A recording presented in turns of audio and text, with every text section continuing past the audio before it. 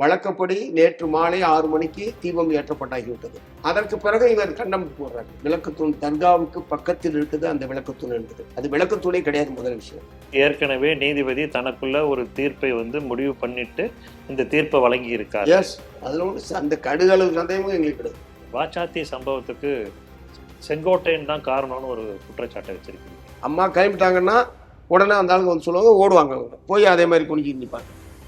இந்த மாதிரி இருந்த நபர்களில் ஒருத்தர் தான் திரு செங்கோட்டையன் அவர்கள். 18 வயது நிறைவடைந்த எந்த ஒரு குடிமகனும் வாக்காளராக சேர்க்கலாம். அதுதான் இவங்க வேலை. ரெண்டாவது தேர்தல் நடத்துவது. இந்த 2 வேலையை தவிர தேர்தல் ஆணையத்துக்கு வேறு வேலை கிடையாது. சென்னை நகரை பொறுத்த வரைக்கும் புயல் நிலை கொண்டுடுச்சு. அது பாட்டு பெஞ்சிக்கிட்டே இருக்கு. 48 மணி நேரம் மழை தொடர்ந்து மழை பெய்கிற போது எவ்வளவுதான் நீங்கள் வடிகால் வசதிகள் செய்திருந்தாலும் அது தண்ணீர் தேங்கிறது என்பது தவிர்க்க முடியாத ஒன்று. நெல் உற்பத்தி என்பது வழக்கமாக இருக்கிறத விட இந்த ஆண்டு 2 மடங்கு உற்பத்தி ஆகிடுது. அதனால தான் கொள்முதலில் பிரச்சனை வந்தது. குழுவெல்லாம் அமிச்சாங்க, வந்து பார்த்தாங்க. நெல்லை பார்க்கறதுக்கு அங்கேருந்து ஆள் வராங்க. அது ஈரமாக இருக்கான்னு பார்த்தா தெரியாத. இன்றைய அரசியல் சூழ்நிலையில் ரொம்ப வேகமாக பரபரப்பாக பேசப்படக்கூடியது திருப்பரங்குன்றம் தீர்ப்பு. அந்த தீர்ப்பை நீதிபதியை கண்டித்து நீங்கள் நேற்று அறிக்கை விட்டுருந்தீங்க. பொதுவாக நீதித்துறையில் இருக்கவங்க விமர்சனத்துக்கு அப்பாற்பட்டவர்கள். அவர்களை நீங்கள் விமர்சித்தது சரியானதா, இல்லை நீங்கள் இருக்கக்கூடிய கூட்டணி கட்சி தலைவர்களை திருப்திப்படுத்துறதுக்காக அப்படி ஒரு அறிக்கையோ செய்தியோ கொடுத்தீங்களா? அதாவது நீதிபதிகளுக்கு வானளாவிய அதிகாரம் எதுவும் கிடையாது. அவர்களுக்கும் எந்த வரம்புகளுக்கு உட்பட்டு அவர்கள் செயல்பட வேண்டும் என்பதற்கானது இந்திய அரசியல் சாசனத்தில் குறிப்பிடப்பட்டிருக்கிறது. உயர்நீதிமன்ற நீதிபதிகள், உச்ச நீதிமன்ற நீதிபதிகள் எப்படி செயல்பட வேண்டும் என்பதற்கான உச்ச நீதிமன்ற தீர்ப்புகள் இருக்கிறது. நீதிபதிகளுக்கான ஒழுங்கு என்று ஒன்று இருக்கிறது. இதுக்கு உட்பட்டு நீதிபதிகள் செயல்பட்டால் எந்த பிரச்சனையுமே கிடையாது.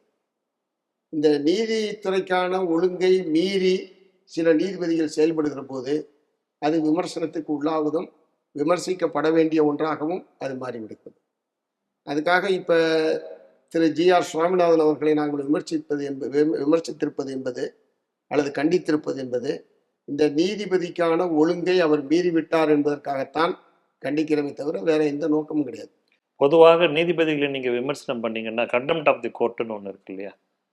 அந்த மாதிரி ஒரு சூழல் ஏற்படும். இப்போது நீதிமன்றங்களில் நீதிபதியை நோக்கி செருப்பு வீசுறது, பேப்பர் வீசுறதுன்னு இப்போ நீதித்துறைக்கு ஒரு பெரிய ஒரு இடர்பாடை ஏற்படுத்துது.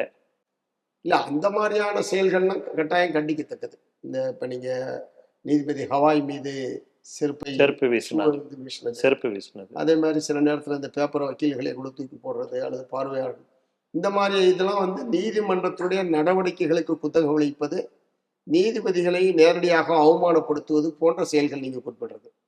இப்போ திருப்பரங்குன்றம் தீபம் ஏற்றுவது தொடர்பான இந்த வழக்கில் நீதிபதி செய்திருப்பது அந்த மாதிரியான இதோடு ஒப்பிடக்கூடியதல்ல.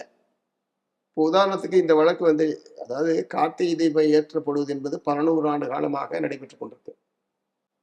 வழக்கப்படி நேற்று மாலை 6 மணிக்கு தீபம் ஏற்றப்பட்டாகிவிட்டது. அதற்கு பிறகு இவர் கண்டம் போடுறாரு. தீபம் ஏற்றுவதுதான் நோக்கம் என்று சொன்னால் தீபம் ஏற்றுகிற நிகழ்ச்சியை கோயில் நிர்வாகம் மிகச் சிறப்பாக நடத்தி முடித்துவிட்டது.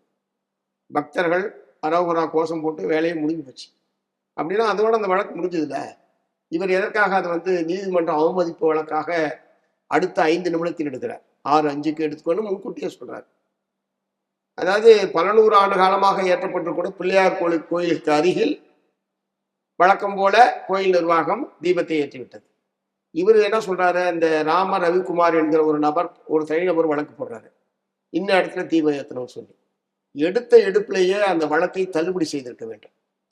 அங்க தீபமே ஏத்துறது இல்லை, அதனால முருகனுடைய கோயில்ல தீபமே ஏத்தாம இருக்கிறது தப்பு, தீபம் ஏத்துறதுக்கு உத்தரவுன்னு வழக்கு போடுறது என்பது வேறு. அது ஆண்டுதோறும் தவறாமல் நடைபெற்றுக் கொண்டிருக்கிறது. ஆனால் இவர் புதிதாக ஒரு இடத்தை குறிப்பிட்டு விளக்கு தூணிலே தான் இந்த தீபத்தை ஏற்ற வேண்டும், அந்த அவருடைய பிரேயரை ஏற்று நீதிபதி உத்தரவிடுகிறார். இந்த ஆண்டு முதல், அந்த தீர்ப்பை நீங்க நல்லா படிச்சீங்க தெரியும், இந்த ஆண்டு முதல் விளக்கு தூணிலும் இது ஏற்றப்பட வேண்டும். எதற்காக இப்போ புதுசா ஒரு இடத்துல தீபம் ஏற்றணும்னு இவர் ஒரு தீர்ப்பு கொடுக்குறாரு. நீதிமன்றத்துக்கு எத்தனையோ வழக்குகள் வருது. எல்லா வழக்குகள்லையும் நீதிமன்றம் ஏற்றுக்கிறது கிடையாது. சில இதை எடுத்த எடுப்பில் தள்ளுபடி பண்ணுறாங்க, நீதிமன்றத்தை நேரத்தை வீணாக்குறோன்னு சொல்லிட்டு அபராதம் போட்டு தள்ளுபடி பண்ணுறாங்க, சில இதில் வந்து விசாரித்த பிறகு தள்ளுபடி பண்ணுறாங்க, திரும்ப எத்தனையோ. பட் இது வந்து எடுத்த எடுப்பிலே தள்ளுபடி செய்திருக்க வேண்டிய வழக்கு என்பது என்னுடைய அபிப்பிராயம். ஆனால் அதை வந்து நீதிபதி விசாரணைக்கு ஏற்று அவர் ஒரு தீர்ப்பை வந்து கொடுத்து, புதிதாக ஒரு இடத்தில் தீபத்தை ஏற்றலாம் என்று கொடுத்து, அது வந்து வழக்கத்துக்கு விரோதமானது என்பதனாலேயும், ஏற்கனவே திருப்பரங்குன்றம் சம்பந்தமாக 2 நீதிபதிகள் கொண்ட டிவிஷன் பெஞ்ச் ஒரு தீர்ப்பை சில மாதங்களுக்கு முன்பாக வழங்கியிருக்கிறது. அவர்கள் இந்த மாதிரியான வழக்கங்கள் எதையும் மாற்றக்கூடாது என்று ஏற்கனவே தீர்ப்பளித்திருக்கிறார்கள். 2 நீதிபதிகள் கொண்ட பெஞ்ச் வந்து தீர்ப்பளித்ததற்கு பிறகு தனி நீதிபதி எப்படி இந்த வழக்கை எடுத்துக்கொள்ள முடியும்?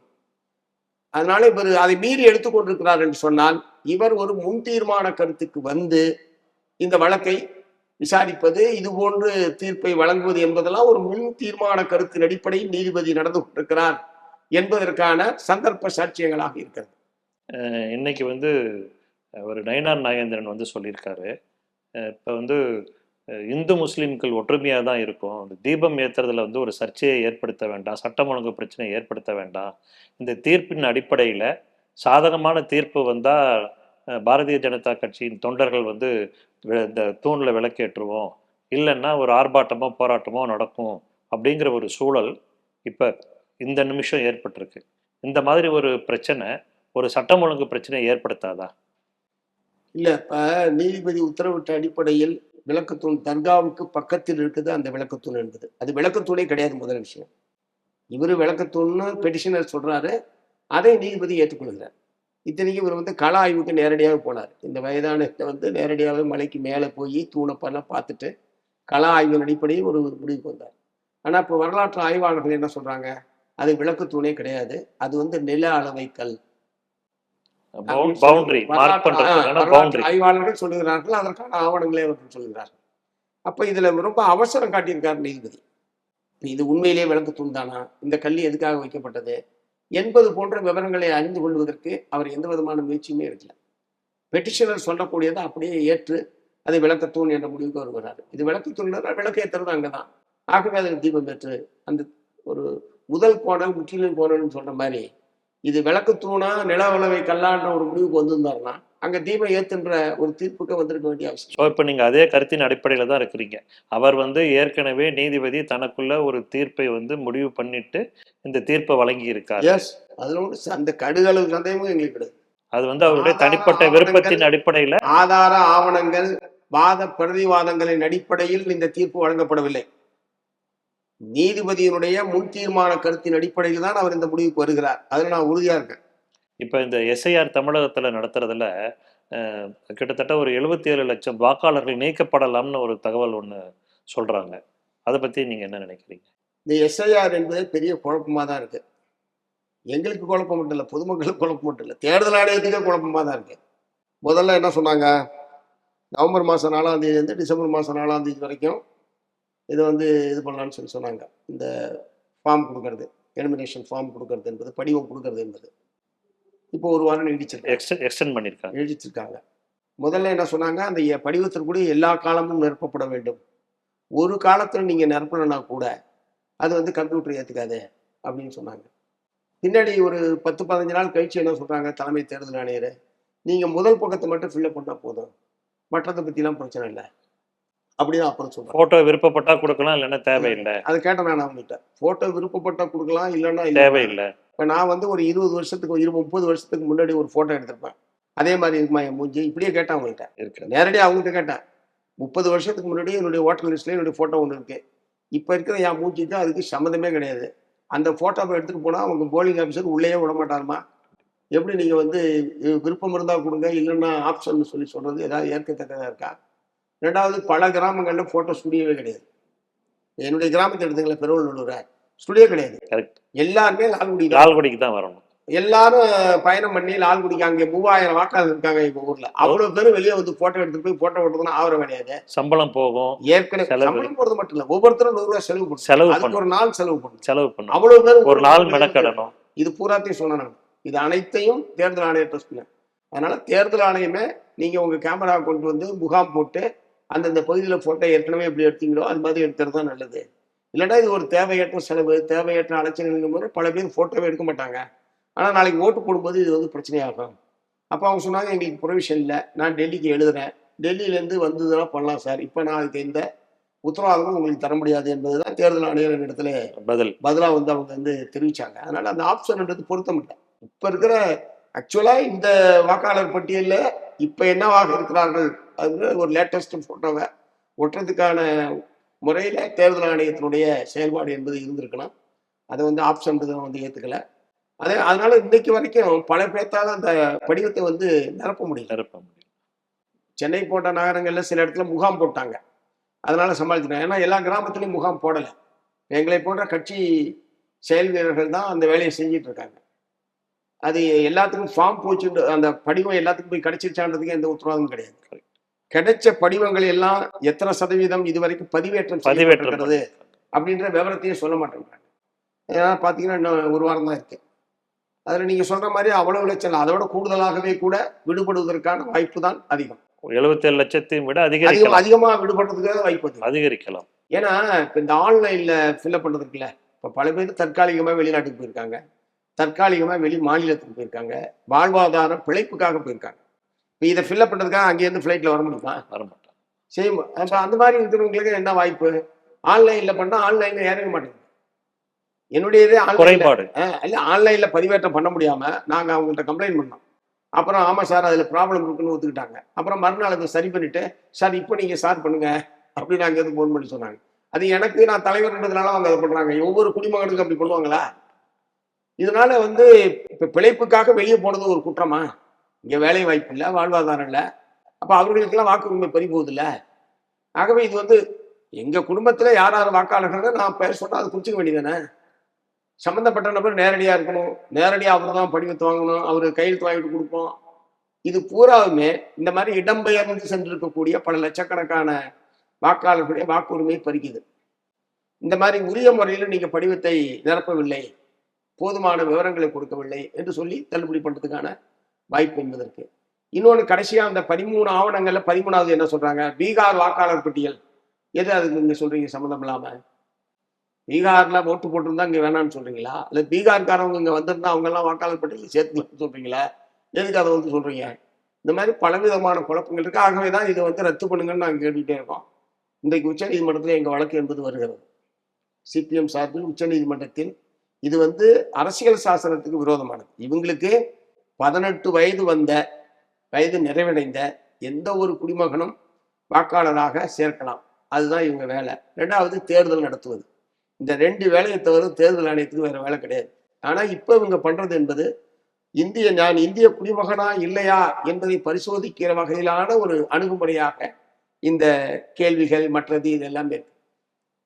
இப்ப அது வந்து தேர்தல் ஆணையத்தினுடைய வேலை கிடையாது, அது வந்து இந்திய உள்துறை அமைச்சகம் செய்ய வேண்டிய வேலை. ஆகவே இது அடிப்படையிலேயே அரசியல் சாசனத்துக்கு விரோதமானது, தேர்தல் ஆணையத்தினுடைய அதிகாரத்திற்கு விரோதமானது. அதிகாரத்தை தாண்டி இது வந்து செஞ்சிட்டு இருக்காங்க என்ற முறையில தான் நாங்கள் வழக்கை தொடுத்திருக்கோம் உச்சநீதிமன்றத்தில். அது என்ன வருதுன்னு பார்ப்போம். இப்போ இந்த வடகிழக்கு பருவமழையில சரியான நடவடிக்கைகள் இல்லை அப்படின்னு சொல்லி விஜய் குற்றச்சாட்டு இருக்காரு. நீங்க அதை பத்தி என்ன நினைக்கிறீங்க? அதாவது இந்த டிட்வா புயல் அது இலங்கையில தலைகீழா போட்டுருச்சு. அந்த தீவே கிட்டத்தட்ட அநேகமாக முற்றிலும் அழிந்து போய்விட்டது. எப்படி அந்த தீவு மீண்டும் உருவாக்கப்படும் என்பதே தெரியல. அதனால அதோடு ஒப்பிடும்போது இங்கெல்லாம் ஒண்ணுமே கிடையாது. தமிழ்நாட்டில் ஒரு பாதிப்பை வந்து பெருசா எடுத்துக்க முடியாது. ஏன்னா அங்கே இருக்கிற பல்லாயிரக்கணக்கான மாடுகள் ஆடுகள் ஒரு அடிச்சுட்டு போச்சு, உயிரினங்கள், நூற்றுக்கணக்கான மக்கள் மாண்டு போய்விட்டார்கள், ஏராளமான சொத்துக்கள் அழிந்து போய்விட்டது. திரும்ப புதிதாக ஒரு நாட்டை உருவாக்க வேண்டும் என்கிற அளவுக்கு அந்த இலங்கை தீவையே தலையிலாக புரட்டி போட்டு விட்டது.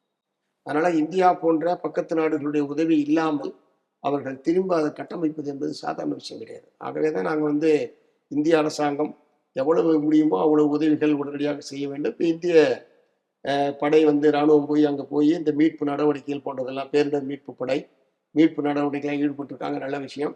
இன்னும் பொருளாதார ரீதியாகவும் நிதி ரீதியாகவும் எவ்வளோ செய்ய முடியுமோ கட்டாயம் செய்யணும்.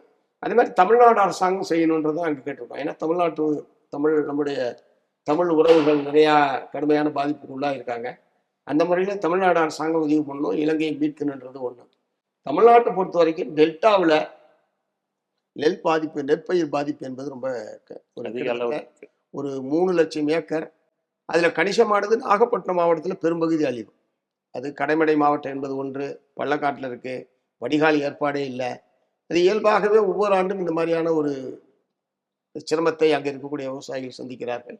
அதே மாதிரி திருவாரூர் மாவட்டத்தில் ஒரு பகுதி, மயிலாடுதுறையில் ஒரு பகுதி, தஞ்சையில் சில பகுதிகள், கடலூர் மாவட்டத்தில் காட்டுமன்னார்குடி சிதம்பரம் பகுதி, இப்படி ஒரு 3,00,000க்கு ஏக்கருக்கு மேற்பட்டதில் ஒரு பாதிப்பு என்பது ஏற்பட்டிருக்கு.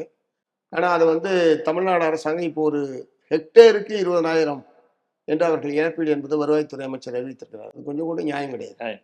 8,000 ஏக்கருக்கு 8,000 எப்படி பொருத்தமா இருக்கு? அவங்கவுங்க 30,000க்கு மேலே செலவு பண்ணியிருக்காங்க. இப்போ நீங்க எவ்வளவு கேட்குறீங்க? நாங்கள் 35,000 கேட்குறோம். ஏன்னா 35,000 திரும்ப அவங்க வந்து திரும்ப மறுநடவு பண்ணணும். அழிஞ்சது தான்.